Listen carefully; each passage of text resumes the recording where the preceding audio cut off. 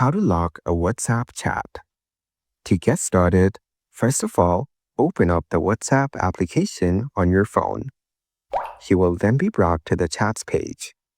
Here, you can view all your chats with friends on WhatsApp. Now open a chat from this list. Then, go to the top and tap on their name. Here, you can view their contact info and also manage settings for their chat. Scroll down and enable Lock Chat to lock and hide this chat on this device. Tap on Continue. You now have to use your Face ID to open this chat and read notifications on this device. Lock chats will be kept separate from other chats. Now tap on OK. You have now successfully locked this chat. In the Chats page, you will find locked chats above your chat list.